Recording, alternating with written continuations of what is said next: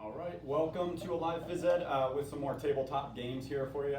This one is going to be tabletop basketball. So we're getting a little creative here with different things that we can use, different materials around the house to create a fun game to play around the tabletop, okay? So this one we are using just a paper ball. This is the bare minimum. If you have a ping pong ball or a small foam ball, you're not going to want to use anything that could probably break something in your house. Paper ball, we just took a couple pieces of paper, balled up one, put another piece on, and balled it up again. If you want to add some more durability to it, you could always, throw a ring of tape around it twice, and then you have a little more secure ball shape. Make sure that you're asking permission and also that you're having fun. So you're cut a little bit longer, and then it allows it to go a little deeper in. Okay. This is just a suggestion. If you don't want to use it and you just want to use the cup, that's fine as well. If you don't have paper plates, you don't need a backboard, it's just an option. If you have any other cups around the house, you can use containers, pots and pans after you ask permission, anything that you could throw the ball into and then have a partner to play against. So we're going to play that the shooter gets a choice. We have a little smaller of a cup, okay?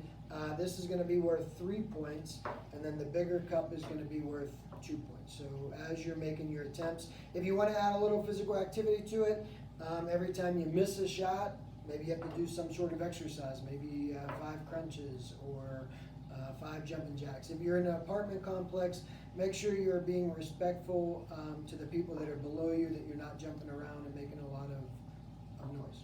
Okay? All right, so let's watch how we play. Okay, so to start this game, if you want to decide who goes first, you could either do a rock, paper, scissors, or you could flip a coin. We'll flip a coin on this one. You want heads or tails? Heads. All right, here we go.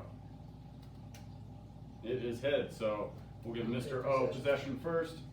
All right, so you and your opponent, you can make up some of your own house rules depending on how long the table is, or maybe you want to have it in a different area, you can do that.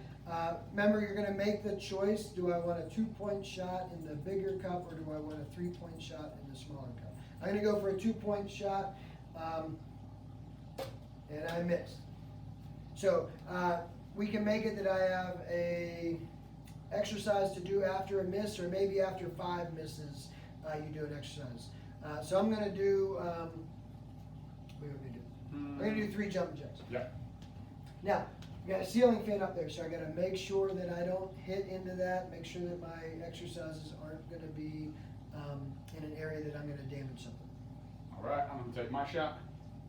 Oh, I missed. All right, I'll do 3 jumping jacks as well. 1, 2, 3. All right, I'm going to go for my 2-point shot again. Rainbow. Nice. So we got 2 points on that one. Another thing you can do to get creative, if you want to stack your cups, you could have a 3-pointer in front, and maybe that'll give you a little more of a chance. Whoa.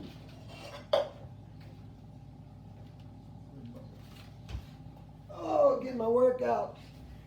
All right, so as you saw on that one, the backboard is not going to be solid, so maybe that's where you put the backboard up against your body, or the opponent is holding it a little bit tighter so it gives you a little more stability. I'm going to try a 3-point. Oh, I missed.